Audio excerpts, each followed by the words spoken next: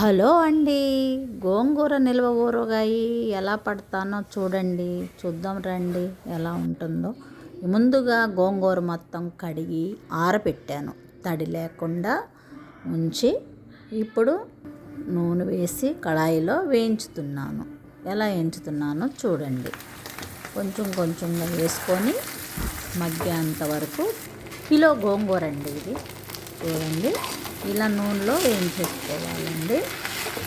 కొంచెం మగ్గిన తర్వాత మళ్ళీ వేసి సరిపోదు కదా కళాయికి. కిలో అంటే ఆరబెట్టి కడిగి తడి లేకుండా ఉంచుకొని వేయించేసాను. చూడండి ఇలా అయింది. దాన్ని ఇలాగా ఆకులుగా కూడా పట్టేసుకుంటారండి, కానీ నేను పట్టను, నాకు ఇష్టం ఉండదు. ఇలా మిక్సీ పట్టేసుకుంటాను లైట్గా, మరీ మెత్తగా కాకుండా పొడిగా మిక్సీ పెట్టుకొని పక్కన పెట్టుకొని 100 గ్రాములు చింతపండు, చూడండి అది కడిగి చక్కగా ఇసుక గట్ట తుక్కు ఉంటుందని కడిగేస్తానండి. కడిగిన తర్వాత కళాయిలోనే వాటర్ వేసేసి ఉడకపెట్టేస్తాను. చూడండి ఎలా ఉంటుందో. ఉడకబెట్టిన తర్వాత గుజ్జులాగా అయిపోయింది. ఆ గుజ్జునే మిక్సీలో వేసేసి ఊరగాయ ప్రిపేర్ చేసుకుందాం రండి. చూడండి, ముందుగా చింతపండు వేసేసి పసుపు, ఉప్పు, దానికి సరిపడగా ఉప్పు, కొంచెం గోంగూరలో ఉడకపెట్టానండి వేసి, గోంగూరకి ఉప్పుని మళ్ళీ చింతపండుకి ఎంత అవసరమో అంత ఉప్పు వేసాను నేను. అలా వేసి మిక్సీ పట్టేసుకున్నాను చింతపండుని.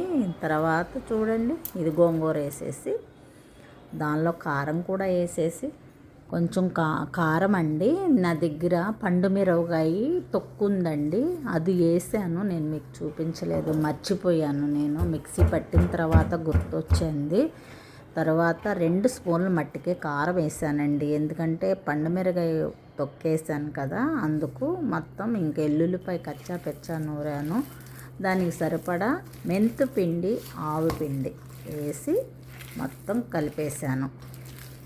కలిపేసిన తర్వాత ఇందులో ఎల్లుల్లిపాయ వేసాను, చూస్తారా? మన ఇష్టం అండి, ఎంత ఎల్లుల్లిపాయ అంటే అంత ఎల్లుల్లిపాయ వేసుకోవచ్చు. నేనైతే 50 గ్రాముల ఎల్లుల్లిపాయలు కచ్చా పిచ్చా కొట్టు కలిపానండి.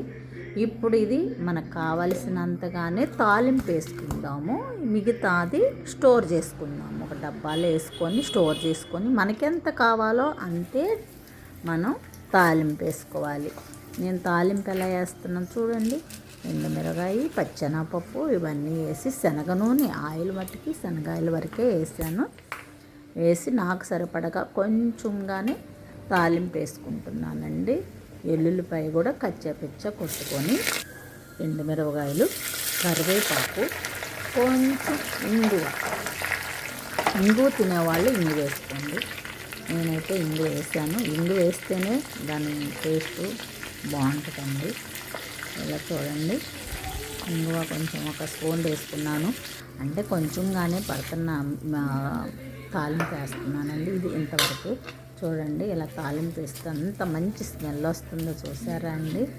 అబ్బా, ఇంత ఇంగు వేసేసరికి అంత స్మెల్ వచ్చిందండి. చూడండి ఎంత కమ్మటి స్మెల్ వచ్చిందో, తినేయాలనిపిస్తుంది. చూడండి, అంతవరకే తాలింపు పెట్టాను.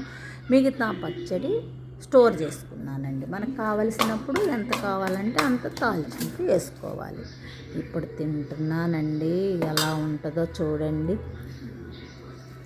బా, అసలు ఆ స్మెల్కి తినేయాలనిపిస్తుంది. తొందరగా వేడి అన్నంలో ఇంకా నెయ్యి వేసుకోలేదండి, కలిపేస్తున్నాను. చూడండి,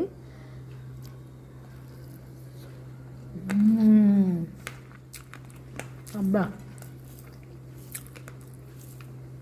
అబ్బా, చాలా బాగుంది.